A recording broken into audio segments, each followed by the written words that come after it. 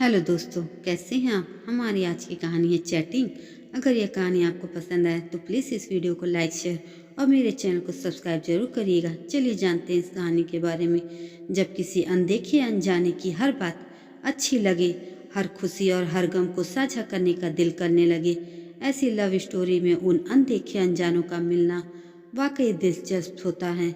यह कहानी एक फिल्म सिर्फ तुम की है। यह फिल्म आपने शायद देखी होगी।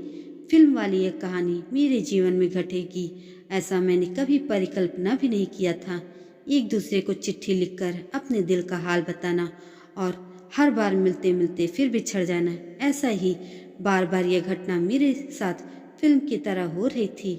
मेरी कहानी में फर्क सिर्फ इतना था कि हम एक दूसरे को चिट्ठी न लिखकर चैट किया करते थे।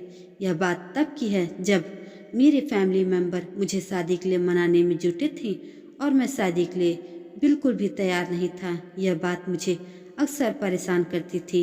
जब भी मेरे परिवार वाले शादी की बात करते तो मैं बात पलट देता था या फिर नाराज होकर वहां से चला जाता था।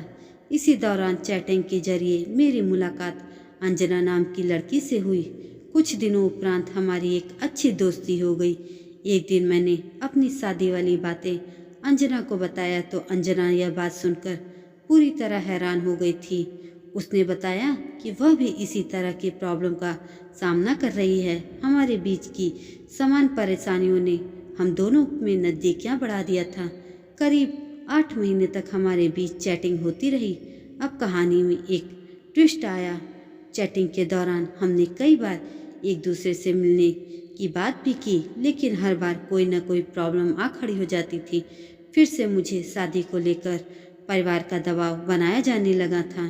चैटिंग के दौरान मैंने अंजना से जिक्र किया कि शादी को लेकर उस पर परिवार का दबाव लगातार बढ़ता जा रहा है।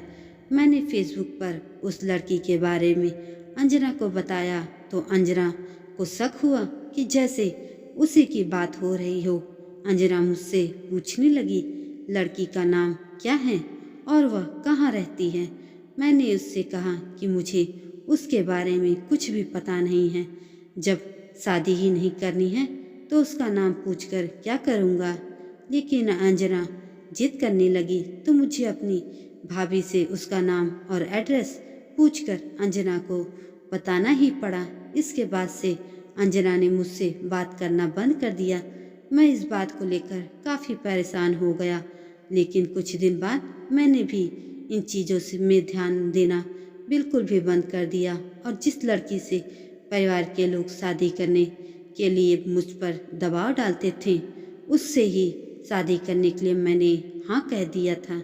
विवाह के दिन दुल्हन मेरे सामने थी और उसने जब मुझे बताया कि वह ही अंजना है तो मैं उसे देखता ही रह गया। मुझे विश्वास ही नहीं हो रहा था कि वाकई ये सच है।